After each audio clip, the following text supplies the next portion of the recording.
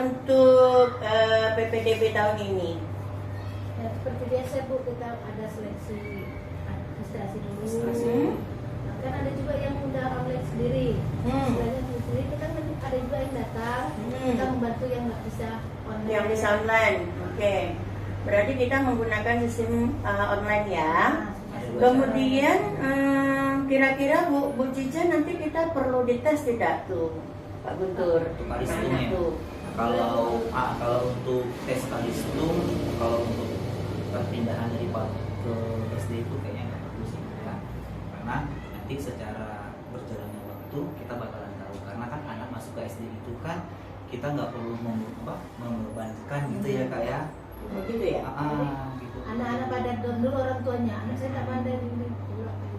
Karena itu kan kalau setahu kita ya, kalau di PAUD itu dia tidak menekankan kayak membacanya, menulisnya, berhitungnya gitu Bu. Mereka hanya bermain. Berarti intinya kita tidak menggunakan tes ya untuk penerimaan siswa nantinya ya.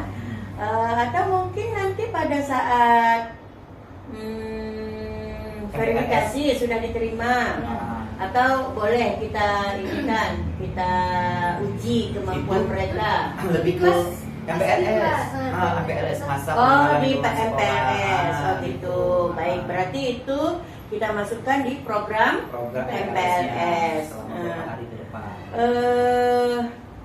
Paling alternatif kalistum itu. Kemudian selain dari itu ada tidak apa ya yang harus kita siapkan untuk kriteria-kriteria yang harus kita siapkan untuk menerima peserta didikan itu? Kalau kriteria yang usia aja Bu. Umum aja. Jadi usia. Kalau nanti kan saya yang memilahkan anak muda yang tamatan STK berapa usianya, ini nanti bagi 2 kelas itu kita berikan harus sama rata. Oke. Berarti nanti kayaknya tahun kalau ya intinya nggak ada diskriminasi anak ini belum bisa baca, belum bisa menulis. Iya. Oke. Tapi kita sekalian jalan ya. Dekat dulu. dekat dulu rupanya lain senjatanya. Dulu kok lah.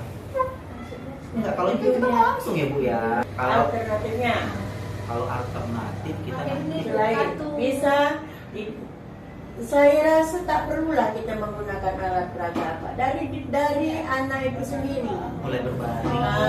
Dari diri anak itu sendiri, misalnya kita tanya Usianya berapa?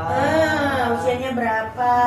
6 tahun punya misalnya. adik atau punya adiknya kakak, berapa adiknya, berapa abangnya.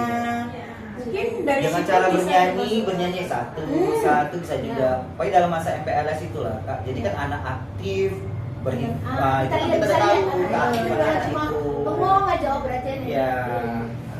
Jadi kan kita bisa tahu nih kan kebutuhan anak nih Bu ya.